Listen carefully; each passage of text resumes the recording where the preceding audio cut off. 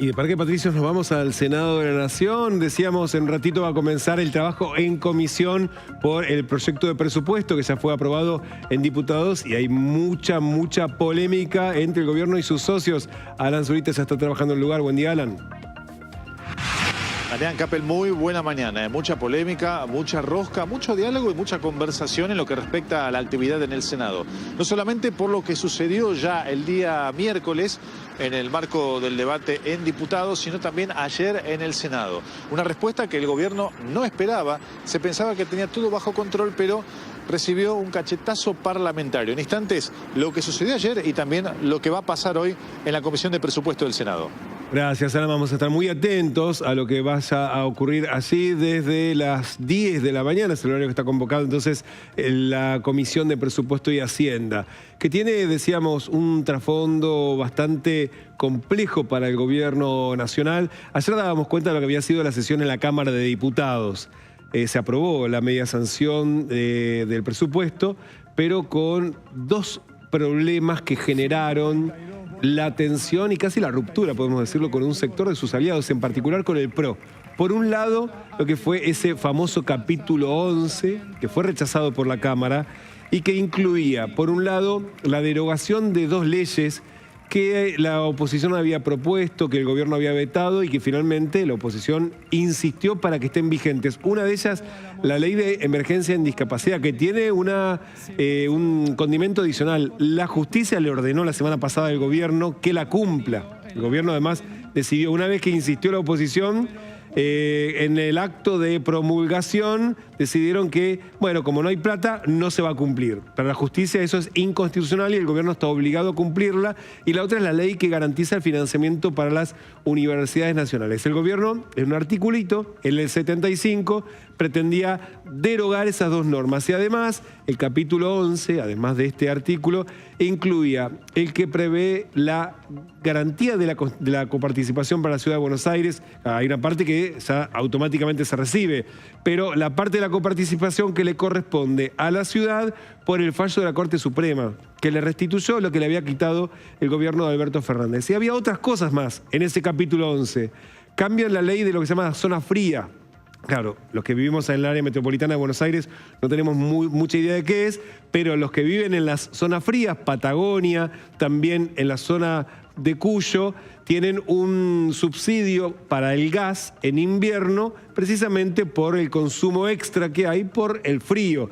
Durante el gobierno de Alberto Fernández se amplió la zona fría a alguna parte del sur de la provincia de Buenos Aires, también de San Luis, de La Pampa, otras zonas de la Argentina, y el gobierno quiere retrotraer esa situación y también estaba en ese capítulo 11. Es decir, había mucho de ahorro fiscal y también algo de aumento del gasto, coparticipación y también recursos para la justicia nacional y federal. Eso no se aprobó y el gobierno empezó a mirar a algunos de los socios, algunos gobernadores que estaban trabajando con el gobierno pero decidieron mirar para otro lado en esos artículos. El de Catamarca, el de Salta, que votó una parte, unos diputados en contra y otros a favor, el de Tucumán, que dos votaron en contra y uno votó a favor, es decir, pero en total hubo 16 votos que si votaban de otra manera y algunos incluso si se abstenían en vez de votar en contra, podían darle esa victoria al gobierno. El gobierno que dice ahora que sin esos artículos no tiene sentido tener presupuesto porque podría estar en riesgo el déficit fiscal. Uno de los que hizo esta advertencia fue el diputado Venegas Lynch, que es el presidente de la Comisión de Presupuesto y Hacienda de la Cámara de Diputados. Si el Senado insiste en que claro, el capítulo 11 no va. Claro. Y ahí el presidente después puede vetar parcialmente la ley.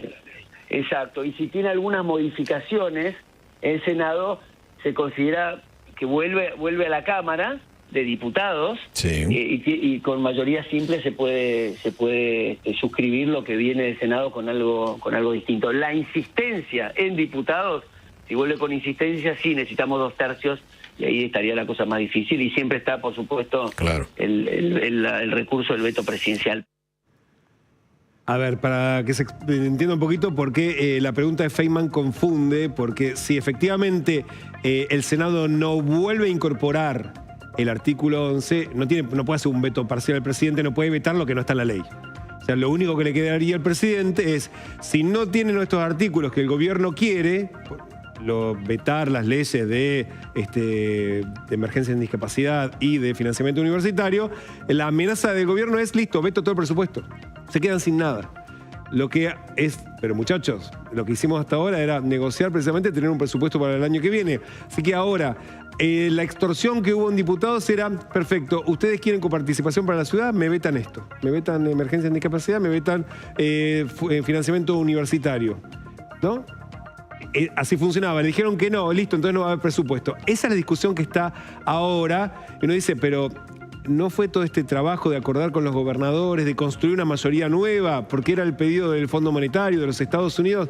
Bueno, Diego Santilli bajó un poquito el tono y ayer los colegas en la Casa Rosada dijeron, no, vamos a recuperar el diálogo en el Senado y vamos a ver cómo avanzamos precisamente con la sanción del presupuesto, donde todos se queden contentos. Esto decía el ministro del Interior. Hay algunos temas que nos faltaron, que estaban en el capítulo 11, que lo vamos a trabajar en Senado, a ver si podemos lograr reestructurar y trabajar en conjunto. Pero bueno, eso vamos a descartan el veto, ustedes apuestan a cambios en el Senado. Yo lo que digo es que nosotros vamos a apostar a trabajar en el Senado, a ver si podemos introducir algunas modificaciones que permitan ordenar esta variable que estamos ¿Confían que se pueda revertir esa tónica?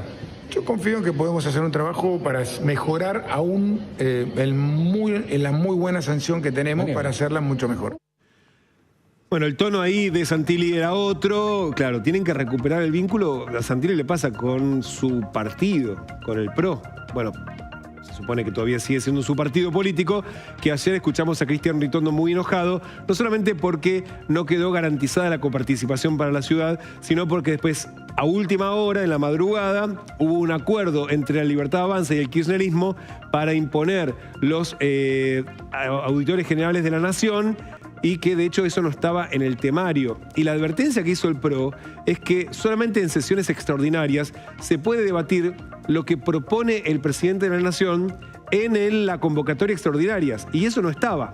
Por lo tanto, lo que entienden es que es inconstitucional y van a ir a la justicia para precisamente intentar anular esas designaciones, con lo cual la tensión entre el PRO y el gobierno está en una situación inédita, casi extrema, lo mismo que con el radicalismo y con algunos gobernadores. Así que Santilli, que fue contratado para tratar de mejorar los vínculos, va a tener mucho trabajo, de hecho, a partir de hoy, donde el gobierno mismo quiere emitir dictamen hoy en el Senado, porque si no, no le dan los tiempos para llegar a tener un presupuesto antes del próximo año. Así que va a ser clave. En un ratito vamos a estar de vuelta con Aranzulita desde el Senado para ver cómo avanzan esas negociaciones. Y una perlita.